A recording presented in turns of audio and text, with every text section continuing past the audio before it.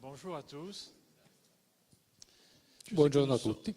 Je sais que nous sommes un petit peu en retard, comme l'a précisé Gianni, mais je voudrais prendre le plaisir de vous remercier de l'accueil qui m'est réservé chaque fois que je viens dans votre belle région. E anche se siamo un po' in ritardo, come diceva Gianni, voglio comunque non togliermi il piacere di ringraziarvi della calorosa accoglienza che mi fate ogni volta che vengo in Toscana. Bien, rentrons dans le vif du sujet. Concernant ce problème de la température qu'a introduit Gianni tout de suite, pour dire que de son élaboration jusqu'à la consommation, les vins sont exposés à des températures variables selon un certain nombre d'impératifs techniques. Per entrare nel vivo del soggetto, la temperatura appunto, il vino lungo tutta la sua elaborazione incontra delle temperature variabili in funzione di alcuni vincoli tecnici. Donc le vin peut subir des traitements thermiques, vous connaissez, réfrigération, pasteurisation. Sono possibili trattamenti termici, ad esempio, di refrigerazione per la sua stabilizzazione piuttosto che di pastorizzazione. La température que peut subir le vin dépend des structures, de l'organisation, des équipements, des installations, soit par des caves souterraines, des chais partiellement enterrés, chais climatisés, plus ou moins isolés, et des cuveries aussi extérieures qui conservent pendant la conservation du vin. E poi anche come è organizzata la cantina, sia dal punto di vista proprio geometrico, possiamo avere locali sotterranei piuttosto che vasche esposte all'aria aperta direttamente con controllo della temperatura diretto o indiretto, eccetera. La climatologie du monde a évolué avec le réchauffement climatique et certaines régions aux étés chauds, la température extérieure peut aller jusqu'à 35-40 degrés.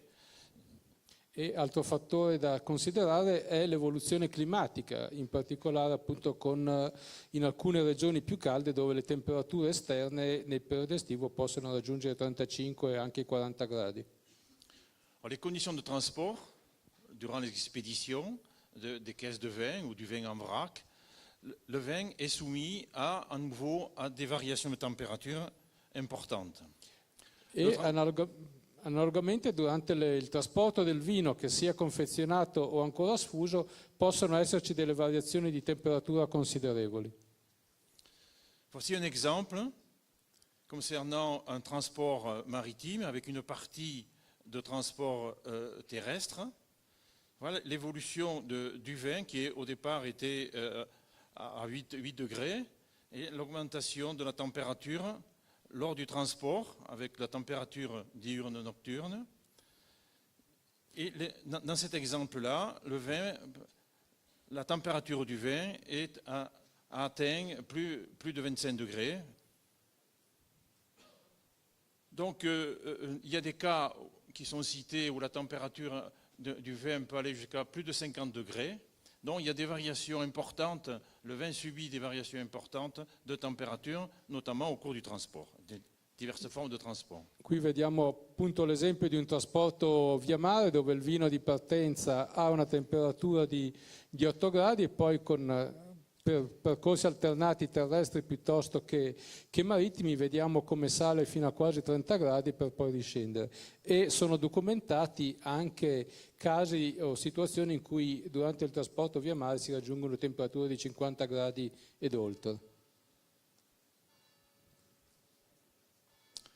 On va examiner quel est le contexte actuel qui font que ce problème de la température, comme nous l'a expliqué Gianni, est devenu un problème actuel.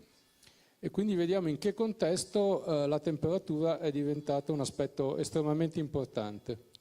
Alors, les échanges commerciaux internationaux sont à la hausse, aussi bien surtout en volume, avec un solde positif qui perdure depuis quelques années, et le passage de 2016 à 2017 correspond à un solde positif d'une centaine de millions d'hectolitres, ce qui correspond grosso modo à une bouteille sur trois franchit une frontière. Innanzitutto c'è un contesto di commercio internazionale del vino che sta aumentando da diversi anni progressivamente, sia in volumi che in valore. E oggi come oggi praticamente una bottiglia su 3 che viene prodotta attraversa poi una frontiera. De nouvelles exigences des marchés par rapport à celles des consommateurs, avec la recherche et l'appréciation de plus en plus pressante des vins qui ont un caractère fruité dominant, aussi bien notamment pour les vins blancs, mais aussi pour les vins rouges. C'è un aspetto legato alle esigenze dei consumatori che tendono ad apprezzare sempre di più vini con un aspetto fruttato che sia prevalente, tanto nei bianchi come nei rossi. L'autre exigence importante à laquelle l'œnologie est confrontée, c'est la volonté de diminuer la dose de sulfite dans les vins, voire de développer, de mettre sur le marché des vins qui ne sont pas sulfités.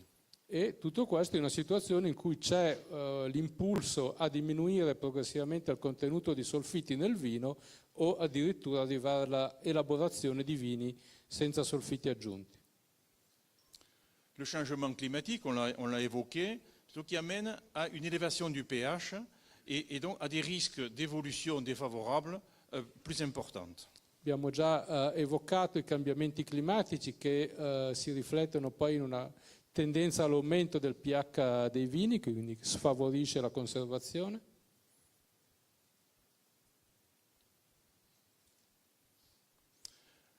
Voyons quelles sont les propriétés que peut avoir la température placée dans le contexte œnologique.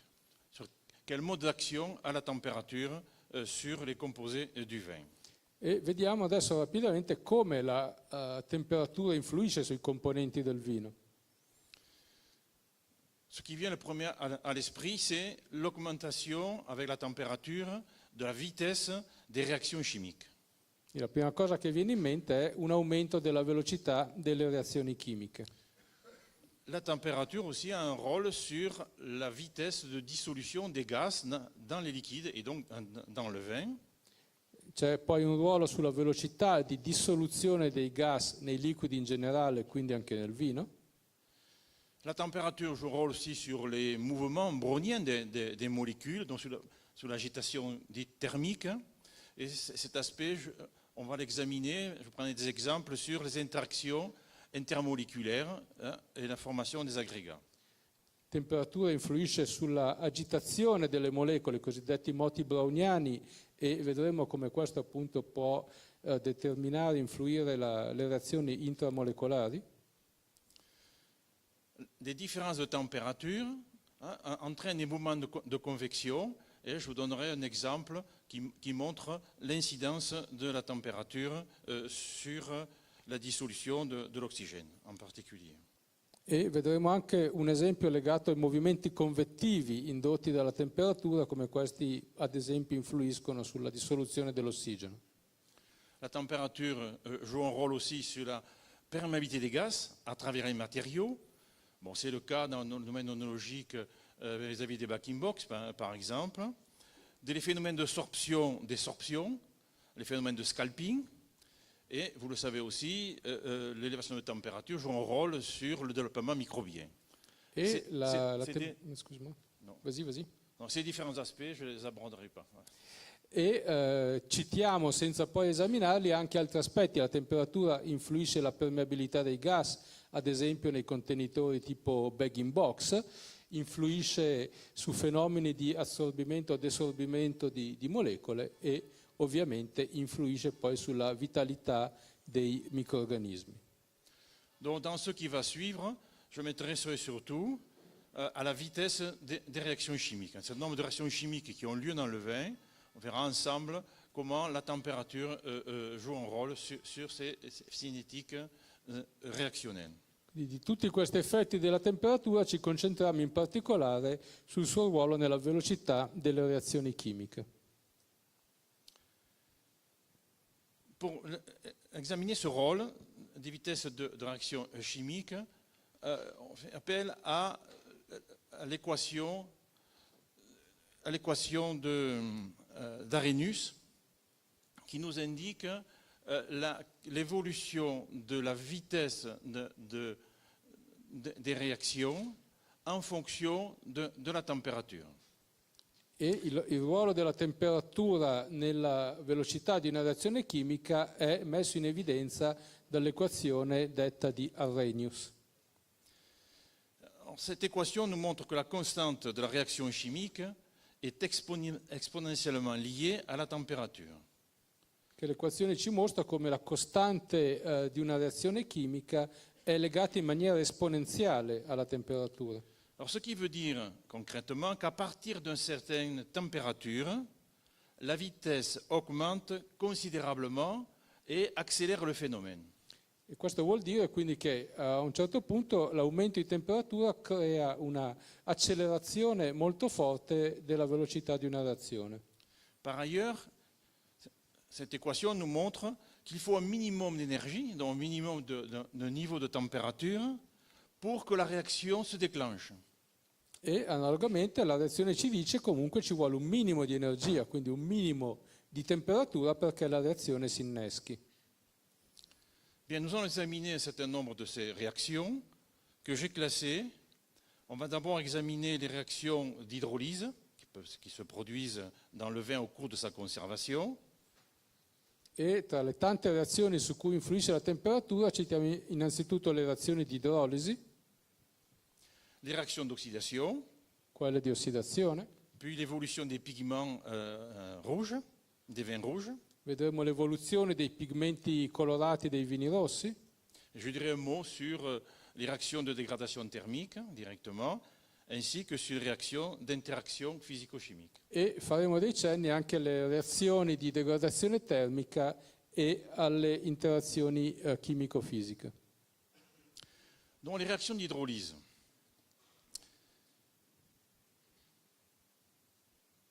Au cours de la conservation des vins, c'est bien connu, je le rappelle, il se passe l'hydrolyse des acétates. Et en priorité, ce sont les acétates d'isoamyle et l'acétate de phényléthanol. Cominciamo con le reazioni di idrolisi, appunto, durante la vita del vino c'è una idrolisi a carico in particolare degli acetati, acetato di isoamile e di feniletile principalmente.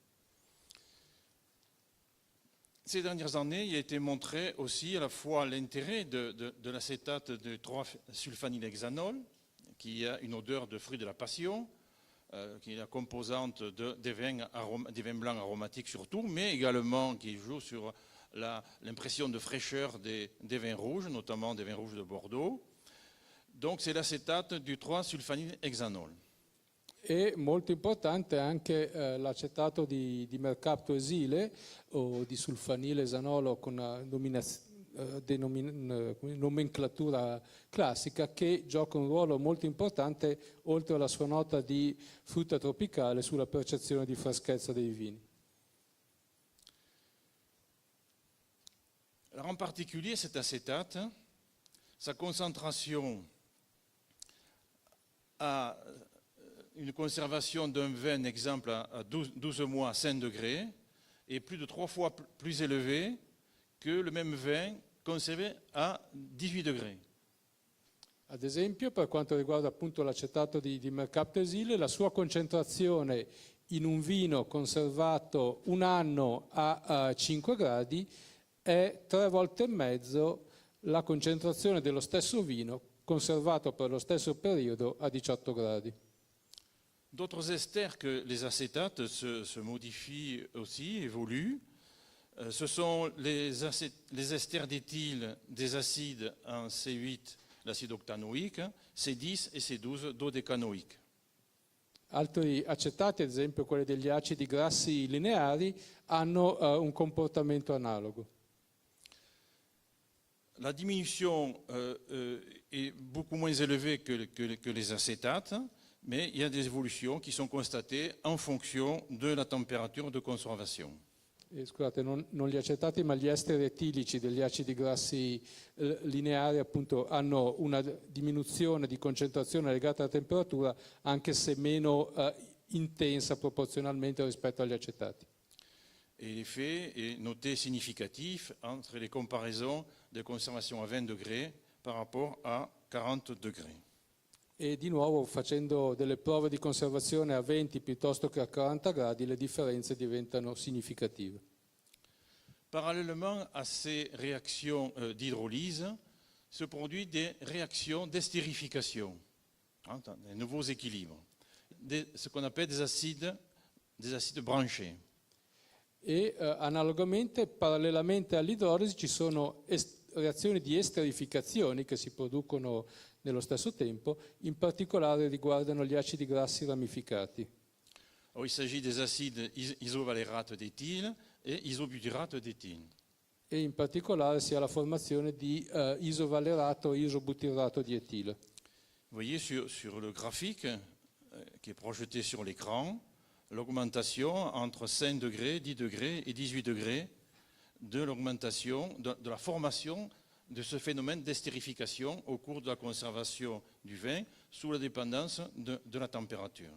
Il grafico ci mostra come passando da 5 a 10 a 18 gradi la concentrazione di questi esteri degli acidi grassi ramificati aumenta progressivamente. Des travaux montrent qu'au bout d'un an, à 10 degrés, même à 10 degrés, cette concentration de ces acides, ces esters d'éthyle d'acides branchés, est multipliée par 2 à 10 degrés et par 3 à 18 degrés. E quindi fatta la concentrazione di questi acidi grassi a inizio conservazione, dopo un anno di conservazione a 10 gradi la quantità raddoppia, ma dopo un anno di conservazione a 18 gradi triplica addirittura. L'hydrolyse des précurseurs glycosidiques. Alors, nous savons que dans le raisin, la composante des arômes variétaux, un certain nombre de composés odorants se trouvent sous forme de précurseurs glycosidiques. Et cette liaison peut être hydrolysée. Tornando alle reazioni di idrolisi, sappiamo che molti composti aromatici nell'uva si trovano legati a degli zuccheri in forma appunto di precursori glicosilati. C'est un phénomène qui fait partie de l'évolution des vins, avec libération des arômes variétaux tels que les terpènes, les C13 norisoprénoïdes et un certain nombre d'autres constituants comme des phénols. La liste est longue.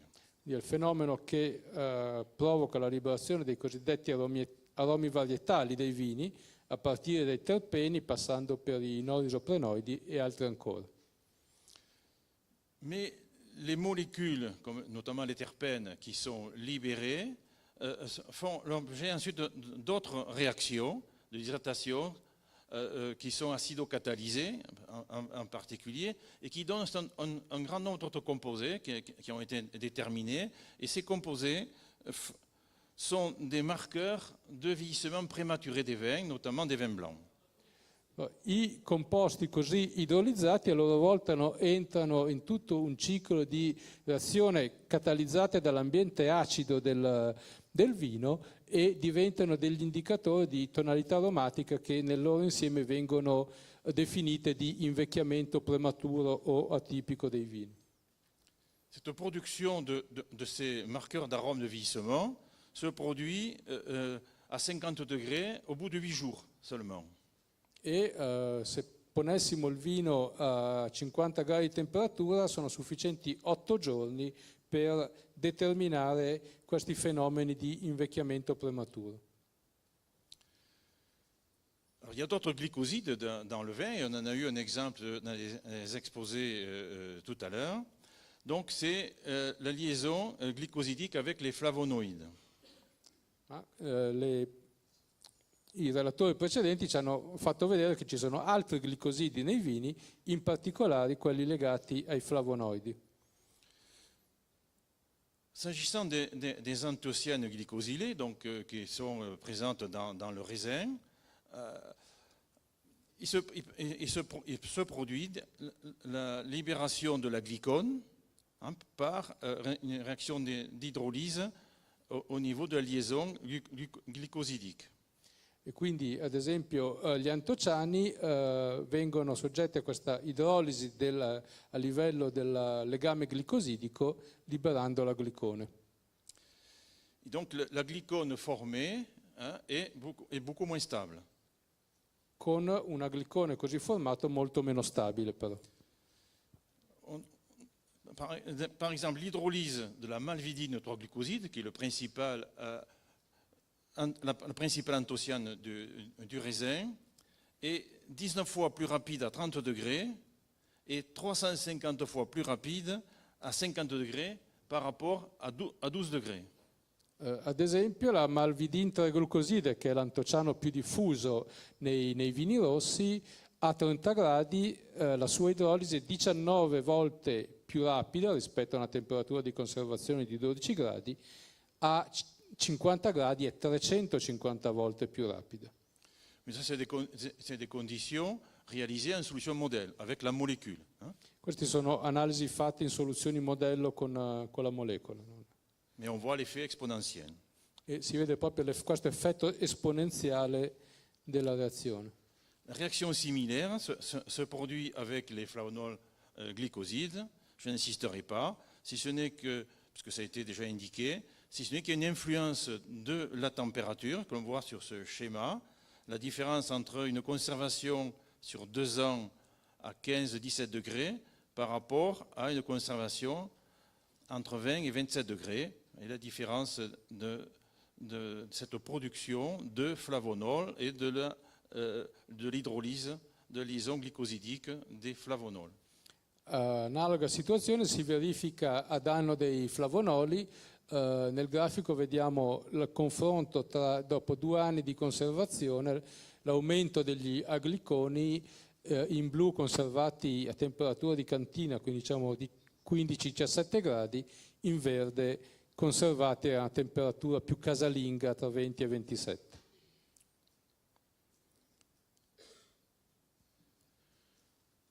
Toujours sur les constituants phénoliques, la température peut jouer sur la cinétique de dépolymérisation des tannins. La temperatura può giocare anche sulla cinetica di depolimerizzazione dei tannini. La rupture de la liaison intermonomérique. Quindi ad esempio la rottura del legame tra i monomeri. Est 3 fois plus rapide à 30 degrés et 9 fois plus rapide à 50 degrés qu'à 12 degrés. Quindi questa rottura del legame tra i carboni 4, 8 o 6 è 3 volte più rapida a 30 gradi rispetto a 12 e 9 volte più rapida a 50 gradi rispetto a 12. Cette réaction de rupture de liaison carbone-carbone conduit au réarrangement des tannins présents dans le vin, mais aussi favorise les condensations de type TA, c'est-à-dire tannin antociane. E questa rottura dei legami porta dei riarrangiamenti delle combinazioni dei tannini nel vino, ma anche alla formazione di nuovi complessi tannino-antociano. Et c'est un sens qui favorise la stabilité de la couleur des vins. E in questo senso favorisce la stabilità del colore dei vini. Bien, j'ouvre le chapitre de l'oxydation. Arriviamo alle reazioni di ossidazione. Dire que l'élévation de la température accélère la vitesse de consommation de l'oxygène. L'effetto più diretto dell'aumento di temperatura è l'aumento del consumo di ossigeno. Et vous avez un exemple que vous connaissez. Quindi vediamo un esempio noto. La solubilité de l'oxygène diminue avec l'augmentation de la température. Ma all'opposto la solubilità dell'ossigeno nel vino diminuisce quando aumenta la temperatura. Toutefois, comme la vitesse de consommation est 5 fois plus lente à 0 degré qu'à 20 degrés, l'effet de la température sur la dissolution de l'oxygène en conditions logiques n'a pas un réel effet. E considerando che la velocità di consumo dell'ossigeno a 0 gradi è 5 volte più lenta che a 20 gradi, quindi praticamente questi due effetti della temperatura si compensano. Donc, consommation accélérée, ce qui veut dire que la température accélère les phénomènes d'oxydation. Ma in ogni caso la temperatura accelera i fenomeni ossidativi, Et ce, en fonction de la concentration présente en oxygène dissous dans le vin. in funzione di quanto ossigeno disciolto è effettivamente presente nel vino. On sait que dans le vin, la présence de l'oxygène est très variable, qui va de l'équilibre de saturation, c'est-à-dire 8 mg par litre environ, jusqu'à des valeurs très, très basses, de l'ordre du microgramme par litre, une fois que cet oxygène qui se dissout lors des manipulations est consommé. E la presenza dell'ossigeno nel vino è piuttosto variabile, varia dal massimo di circa 8 mg litro che corrispondono alla saturazione a pochi microgrammi litro quando è stato interamente consumato. La température et la présence de l'oxygène, en présence d'oxygène, ont un effet très synergique et un effet à la fois sur la perception aromatique et un effet sur la couleur. La temperatura ha anche un effetto sulla percezione degli aromi del vino e sul colore. Par contre, quand il n'y a pas de présence d'oxygène, en anoxie, si on traite un vin à des températures au-dessus de la normale, un vin qui est privé d'oxygène, et on constate l'apparition de composés volatiles, soufrés, H2S, éthantiol, méthantiol. In assenza invece totale di ossigeno, la temperatura aumentando accelera la sintesi di composti cosiddetti di riduzione, dall'idrogeno solforato al metantiolo all'etantiolo. Donc l'élévation de température favorise l'état de réduction des vins. Quindi l'aumento di temperatura favorisce lo stato di riduzione del vino. Par exemple, la mesure électrique du potentiel redox a été constatée la même dans un chai après 4 mois d'été de conservation des vins par rapport à un traitement à 80 degrés. On arrive au même niveau du potentiel limite, du potentiel d'oxyde de réduction limite des vins. Ad esempio è stato visto come il potenziale redox misurato elettrochimicamente di una cantina di affinamento dopo 4 mesi è uguale al potenziale redox ottenuto sottoponendo il vino a un riscaldamento a 80 gradi. Donc l'effet conjugué de la température et des teneurs élevées en oxygène, de l'ordre de 2 à 3 mg par litre par exemple, a pour conséquence l'augmentation de la vitesse de production des oxydants intermédiaires. Il s'ensuit la disparition rapide des réducteurs primaires que possède le vin, avec donc une perte de la résistance à l'oxydation des vins. Quindi l'effetto congiunto della temperatura e della presenza di ossigeno nel vino, nell'ordine di qualche milligrammo litro, ha come conseguenza immediata l'aumento della velocità della produzione dei cosiddetti ossidanti intermedi, che determinano una rapida scomparsa dei principali antiossidanti, dei riduttori principali, e quindi la perdita della resistenza all'ossidazione.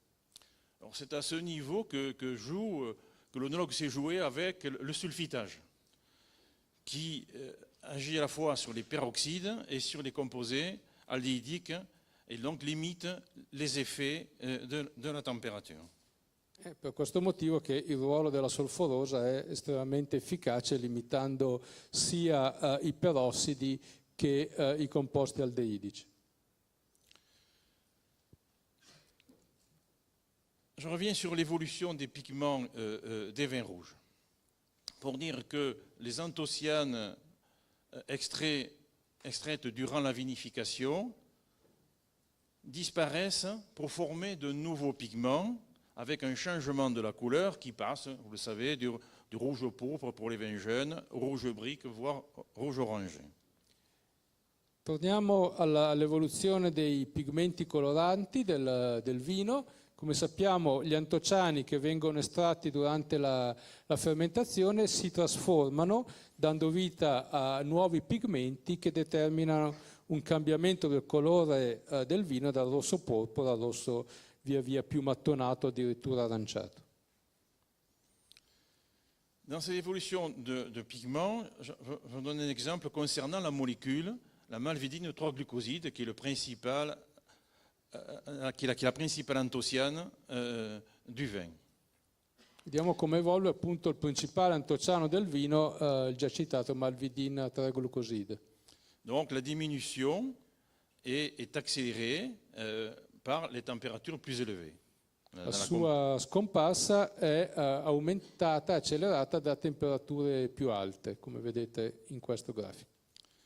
On considère qu'au bout de 2 ans, en général, la majorité de la couleur des vins rouges est représentée par les pigments polymériques. E quindi dopo circa 2 anni di conservazione la grande maggioranza del colore dei vini rossi è rappresentato dai pigmenti polimerici. Dans ce schéma que j'emprunte à De Freitas, portugais De Freitas, nous donne une image en une seule diapositive des réactions sur lesquelles les anthocyanes du raisin réagissent pour donner d'autres pigments. E prendiamo a prestito questo grafico dei lavori di Vitor De Freitas per vedere quali sono le vie di reazione degli antociani nel vino. Une partie des pigments formés peuvent être de couleur violet. Ce sont les fameuses réactions de condensation anthocyane-tanin par l'intermédiaire du pont dit éthyle. Si possono formare dei pigmenti di colore violetto per condensazione tannino-antociano attraverso dei ponti etile. Puis un certain nombre de constituants qui sont formés, qui sont plutôt de couleur orangée, qu'on appelle les pyrano-anthocyanes. C'è tutta un'altra serie di composti invece di colore più aranciato che vengono chiamati pirano-antociani. Donc, au nom desquels on va citer la pinotine A. E tra i quali citiamo in particolare la pinotina A. Alors, un mot sur l'évolution de ces différents pigments, de ce qu'on en sait, selon la température. E vediamo come evolvono appunto, qual è il ruolo della temperatura sull'evoluzione di questi pigmenti. Dans un exemple d'un vin de Syrah Grenache, la concentration en pigments polymérisés est bien plus élevée à 25 degrés qu'à 3 degrés pour une période de stockage de 200 jours. Ad esempio su un vino ottenuto da Syrah e Grenache, dopo 100 giorni di conservazione, confrontando temperature dai 25 ai 3 gradi, a 25 gradi troviamo la concentrazione di pigmenti polimerizzati molto maggiore rispetto allo stesso vino conservato a 3 gradi. Constaté sur un vin de Cabernet Sauvignon, l'altération de la couleur pour ce vin à 35 degrés dès 21 jours stocké à 35 degrés. Un altro caso riportato in letteratura, un Cabernet Sauvignon tenuto 3 settimane a 35 gradi di temperatura e di nuovo già un'alterazione del colore.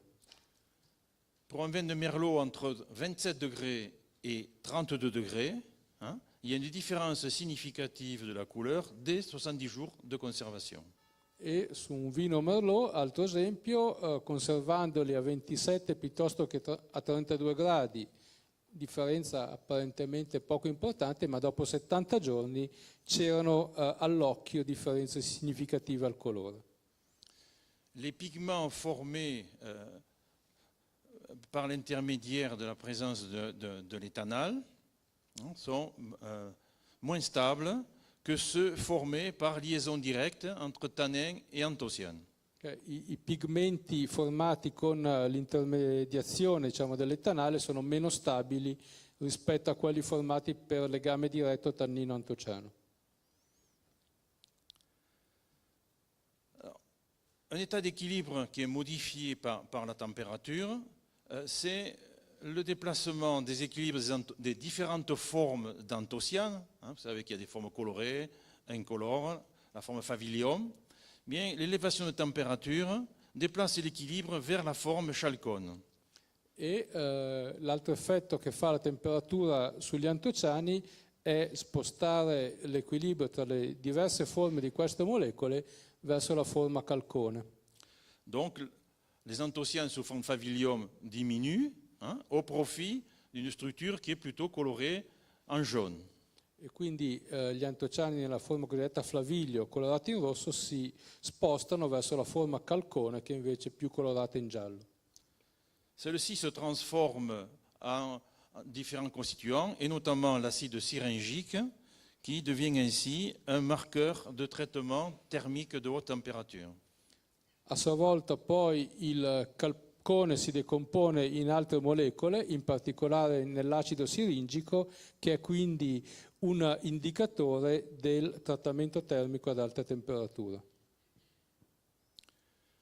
Ces dernières années, dans des travaux conduits à Saint-Michel et d'Adige, ont déterminé un certain nombre de réactions que je vais brièvement évoquer, qui se déroulent en fonction du niveau de température de conservation du vin.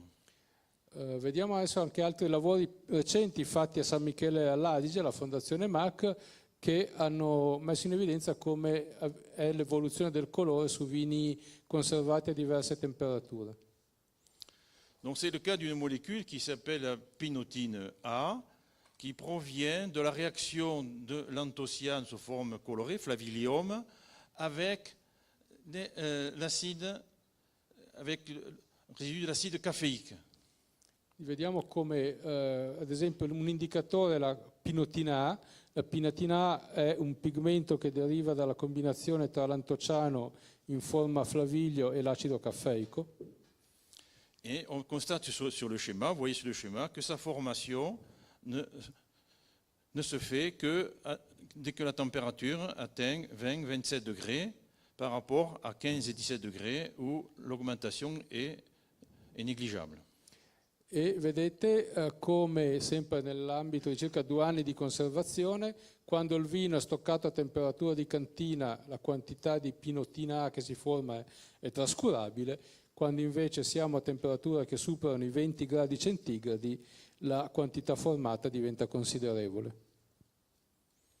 Une autre réaction, donc récemment, je le disais, mise en évidence, c'est la réaction de sulfonation. C'est-à-dire, c'est des sulfites qui réagissent avec des différents constituants et notamment des tannins.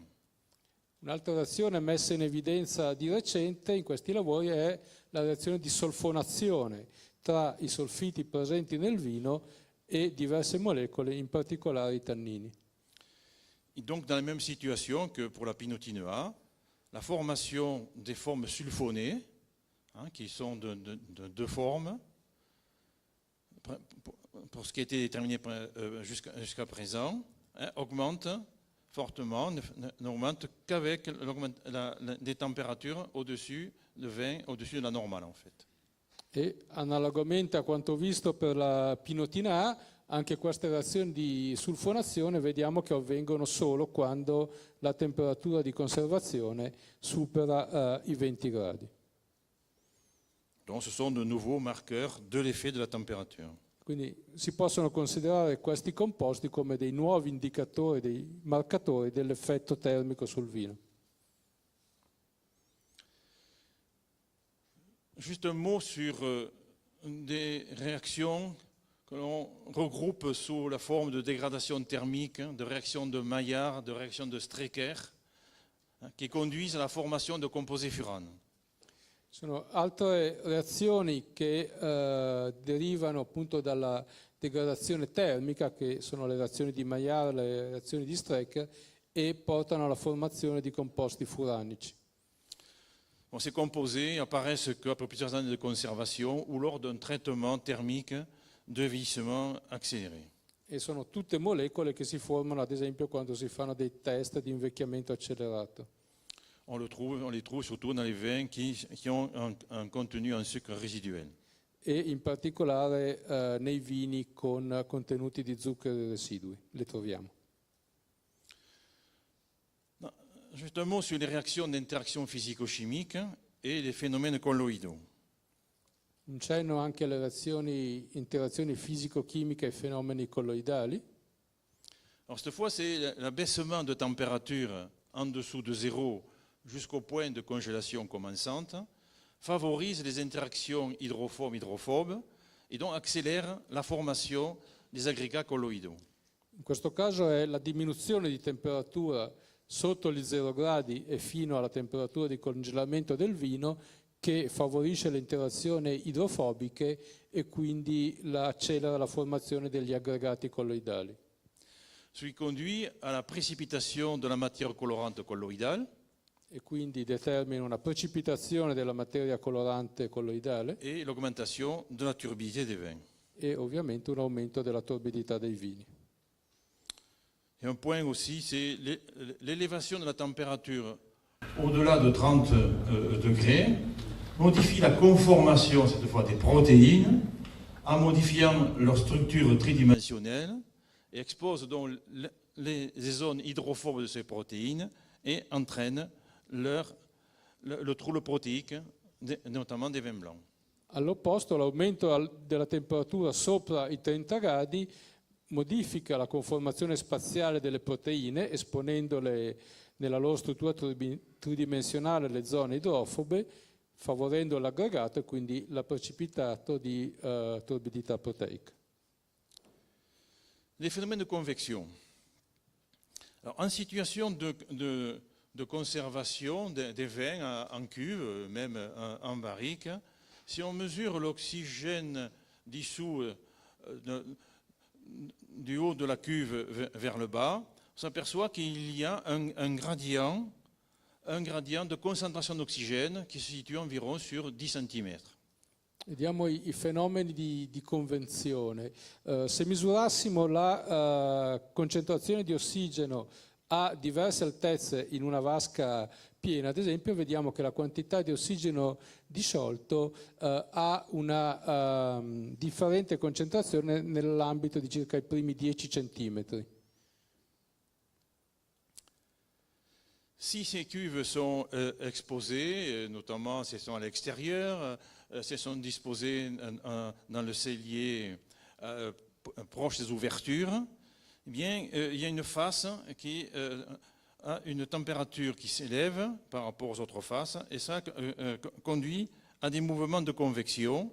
Et dans ces conditions, on constate que l'oxygène qui se dissout à la surface se retrouve dans l'ensemble de la cuve.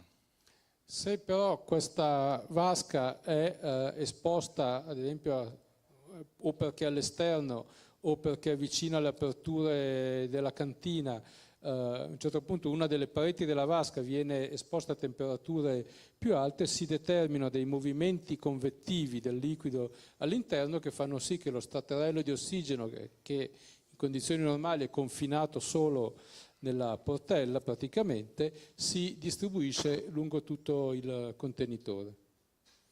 Donc c'est la même chose aussi pour les vibrations. Il y a des vibrations, notamment lors du transport, par exemple, homogénéisation de la teneur en oxygène dans l'ensemble de la cuve du vin ou de la citerne de transport. E lo stesso si ha in presenza di vibrazioni o quando si ha, ad esempio, il trasporto del vino, che quindi si omogenizza la quantità di ossigeno disciolto in tutta la massa. Bien, après ces informations rapidement brossées, on peut considérer qu'au bilan, les modifications chimiques et physico-chimiques des constituants du vin au cours du temps de stockage influencent la qualité des vins. Quindi abbiamo visto come tutte le modifiche chimiche o chimico-fisiche che ci possono essere dei componenti del vino durante l'affinamento interferiscono sulla qualità del vino stesso. Et pour un couple temps-température, les évolutions engendrées peuvent se révéler totalement rédhibitoires. e per un determinato abbinamento tempo-temperatura queste modifiche che possono avvenire sono tali da rendere il vino imbevibile o comunque incommerciabile.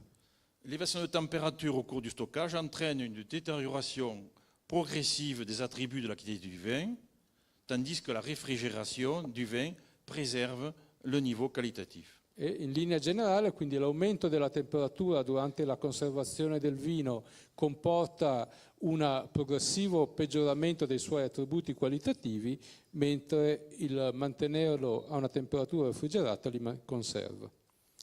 La température donc s'avère être un paramètre déterminant de l'évolution des vins durant la conservation, mais en interaction avec la teneur en oxygène dissous et le niveau du sulfitage.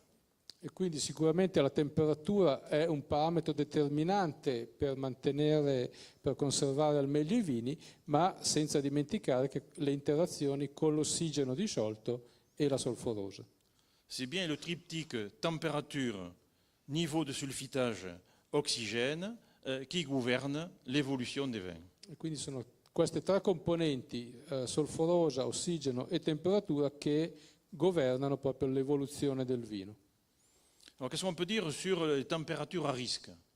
Dans la littérature révélerait en synthèse que des températures supérieures à 25 degrés, de façon assez générale pour se situer, sont des températures à risque pour un temps long de conservation, alors que c'est considéré que l'élévation au-dessus de 40 degrés, pour des périodes courtes, même de quelques semaines à peine, sont des températures vraiment à risque. Quali sono i livelli di temperatura che possiamo considerare a rischio? Su periodi di conservazione lunghi di più mesi, già 25 gradi sono un livello pericoloso. Se superiamo i 40 gradi, i danni alla qualità del vino possono determinarsi in pochi giorni o settimane al massimo. D'une manière générale, la conservation sur le long terme à température constante est préconisée, c'est ce qui se fait en général dans les caves. E chiaramente si consiglia una conservazione sul lungo periodo a temperatura costante, come si fa abitualmente. Ce qui semble quand même le plus important, ce n'est pas les variations de température, mais plutôt la quantité totale de chaleur à laquelle la cuve de vin peut être exposée. E quello che è importante non è tanto la variazione di temperatura, ma la quantità totale di calore a cui il vino viene esposto. Donc, on voit tout l'intérêt qu'il y aurait à suivre les températures des cuves de stockage du vin, en intégrant les cumuls de température. Qui permettrait d'alimenter une banque de données, de base de données. Per questo motivo è estremamente importante poter monitorare nel tempo l'andamento delle temperature delle vasche di conservazione e fare proprio le temperature accumulate nel tempo, creandosi delle banche dati. Dans le cadre des bonnes pratiques, si on reprend les ouvrages d'œnologie, pour les vins rouges devraient se conserver entre 12 et 18 degrés, les vins blancs entre 8 et 12 degrés et les effervescents entre 5 et 8 degrés.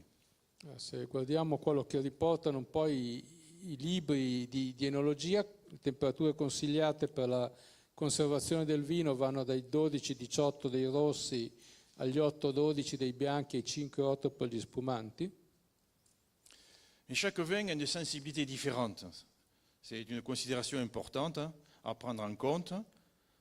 Avec l'élévation de température, et dépend de l'histoire du vin, les étapes de l'élaboration, les traitements, les auxiliaires technologiques utilisés, etc. Donc, en clair, ça dépend de la constitution des vins. Ma ogni vino ha poi una sua temperatura ideale che è funzione della sua storia, di come è stato prodotto, di cosa ha vissuto nella sua elaborazione. Donc chaque vin a une température de conservation idéale, c'est ce qui vient d'être dit, je suppose, pour une durée de vie espérée. Quindi appunto possiamo ipotizzare che per ogni vino c'è una temperatura di conservazione ideale in funzione di una durata di vita attesa. Les tendances actuelles dans le milieu œnologique pour le stockage des vins et des températures inférieures à 4 degrés pour les vins blancs et rosés, pour les vins aromatiques tels que les sauvignons, par exemple, ceux qui ont un arôme de fruits tropicaux. E le tendenze attuali sono più verso una conservazione a temperatura inferiore a 4 gradi sui vini bianchi e rosati, dove si vogliono mantenere gli aromi estremamente intensi di frutta tropicale. Parallèlement, la conservation des vins à consommation rapide, des vins rouges à consommation rapide, on voit des installations qui prévoient des températures de ce type de vin rouge pas supérieures à 10 degrés. E anche sui vini rossi destinati a consumi relativamente rapidi si tende a effettuare lo stoccaggio a temperatura non superiore a 10 gradi. C'est le cas des grands opérateurs qui ont des installations de stockage des vins autour de 5-10 degrés centigrades, de ce type de vin rouge. Ci sono grandi distributori di vino che ormai hanno dei magazzini climatizzati a queste temperature per i rossi. Donc cet ensemble de faits montre qu'il est nécessaire donc de disposer d'équipements de réfrigération et de tenir compte de l'augmentation de ces dépenses énergétiques. Questo ovviamente porta alla necessità di avere delle attrezzature per la rifrigerazione, quindi un aumento della spesa dei costi energetici. On se trouve confronté aux nouveaux enjeux que le monde de l'œnologie a aujourd'hui par rapport aux exigences environnementales, des démarches d'éco-conception que certains d'entre vous ont déjà, de durabilité, et des impératifs d'économie d'énergie et de lutte générale contre l'empreinte carbone. Ma abbiamo anche delle nuove sfide da affrontare, in particolare le nuove esigenze in termini di ambiente, di sostenibilità anche economica, non solo appunto ambientale, l'impronta carbonica. Et donc on se retrouve face à la nécessité d'optimiser, connaître la température optimale de conservation de vin par rapport à une typologie de vin particulière pour chacun d'entre eux. E quindi abbiamo l'esigenza di trovare e definire delle temperature ottimali di conservazione per i nostri diversi vini. Et donc les enjeux du futur, c'est le développement de tests prédictifs. E quindi la sfida del futuro è la messa a punto di test predittivi qui devait permettre de classer les vins selon les catégories de comportement, de planifier l'organisation du stockage, de gérer les frigories disponibles et d'organiser la mise en marché pour des circuits longs ou des circuits courts, et de s'adapter aux contraintes du réseau de distribution sur lesquelles on a affaire, que chaque producteur a affaire. Quindi idealmente questi test dovrebbero metterci in condizione per ogni vino di classificarlo in categorie di comportamento, quindi tendenza maggiore o minore all'evoluzione, permettendo di pianificare al meglio il suo stoccaggio, la gestione delle frigorie disponibili, organizzare la commercializzazione in funzione anche dei circuiti commerciali che abbiamo e, perché no, di adattarci anche a quali sono i vincoli che ha la nostra rete distributiva. Donc l'établissement de tests prédictifs représente de gros enjeux pour l'œnologie. Y adhérer, c'est s'ouvrir résolument avec une attitude visionnaire vers une œnologie prédictive et connectée. E come si farà a vincere questa sfida verso l'identificazione di test predittivi? Bisogna avere una visione a 360 gradi, quindi una enologia predittiva e connessa. Je passe donc à la conclusion. Pour redire qu'au cours de la conservation, la température joue un rôle clé dans l'évolution des constituants du vin. In conclusione, ribadiamo come durante la conservazione del vino la temperatura ha un ruolo chiave nella evoluzione dei suoi costituenti. La maîtrise de la température offre la possibilité technologique de minimiser l'incidence d'autres paramètres tels que la teneur en oxygène dissous ou la teneur en sulfite. E la capacità di controllare le temperature ci dà la possibilità tecnologica di minimizzare l'effetto degli altri parametri citati, che sono appunto la quantità di ossigeno disciolto e la presenza dei solfiti. Donc la recherche de température optimale de conservation du vin représente un enjeu majeur de la politique d'assurance qualité des entreprises du secteur de la production du vin. E quindi possiamo dire che la ricerca delle temperature ottimali di conservazione dei vini è veramente una delle principali sfide che la politica di assicurazione e qualità delle cantine e delle aziende produttrici del settore hanno. Je vous remercie de votre attention. Grazie mille per l'attenzione.